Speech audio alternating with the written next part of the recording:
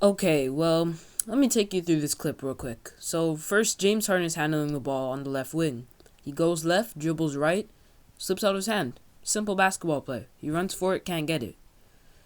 However, he retires mid-game and Sadiq Bey gets an easy dunk. Now, however, you might think not everything is terrible because, he finished the game with a triple-double.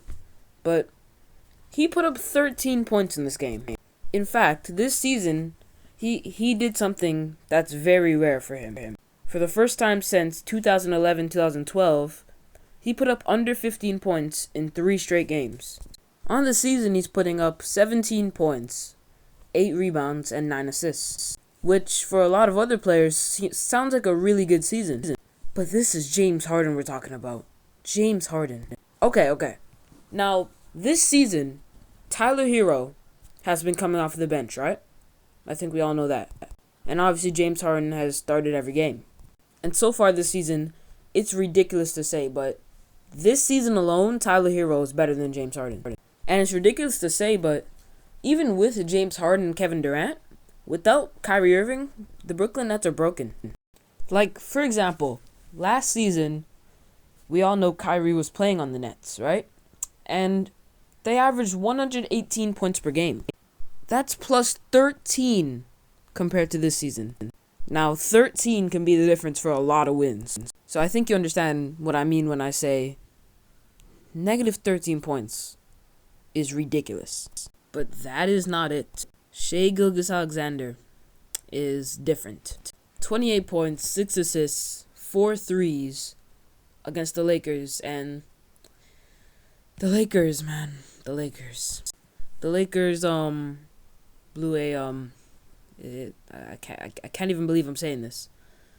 They blew another 15 plus point lead to the Thunder, and the Thunder win again. So honestly, the Nets and the Lakers, we expected them to be in the finals no matter what this season, because Russ obviously going to the Lakers. We all thought the Lakers would be sweep the playoffs and get to the finals. But it is ridiculous to say that. I don't think we're getting Lakers in the finals or Nets in the finals. Now, before you guys say anything, I want to say, yes, the Lakers, all they need is chemistry right now. First of all, I know that. But the fact that they've blown 2 15-plus point leads to the Oklahoma City Thunder, the team with 37 picks, it's stupid. It's stupid. And honestly, right now, talking about another team is the Washington Wizards. Man, they're 6-3 on the season so far. They've been looking nice, honestly. They're looking. What the thing is, no one's putting up ridiculous numbers. Like, you know how last year Russ had to be averaging a triple-double, had to break the Washington Wizards record for triple-doubles, you had to do all that stupidness. And Bradley Beal had to get a near scoring title. Now they're not looking at one guy and telling them to go out and drop 50. This year, they're playing a more balanced type game. Like one game, Kyle Kuzma might struggle, but then there's Bradley Beal and Montrezl having a good game, or Montrezl struggles, Bradley Beal and Kuzma having a good game, and KCP does something, It's way more than just a Bradley Beal and Russ type of thing now, And that is amazing to see, because we're probably going to see the Wizards in the playoffs this year, unless things go downhill instead of uphill like last year. Speaking of the Wizards beating the Grizzlies, I think you already know what I'm going to talk about. Ja Morant. Ja Morant, bro. Now, I'm just going to be honest. He did have a pretty terrible game last night against the Wizards. But on the season, he's putting up 25, 6, and 7.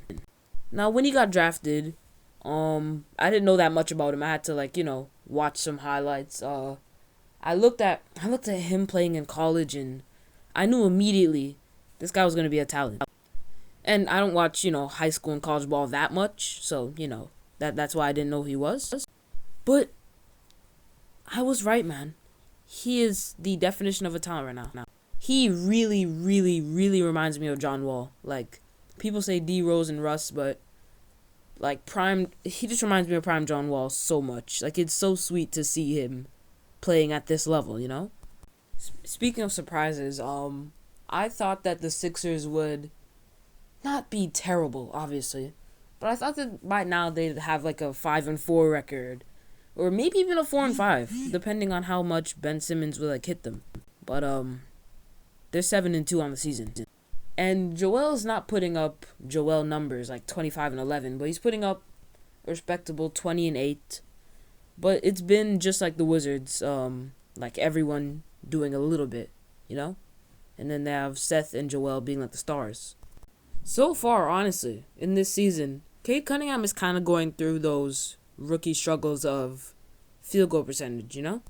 Like, he put up, I think, 18-10 and 4 against Philly, but he shot like 23.5%.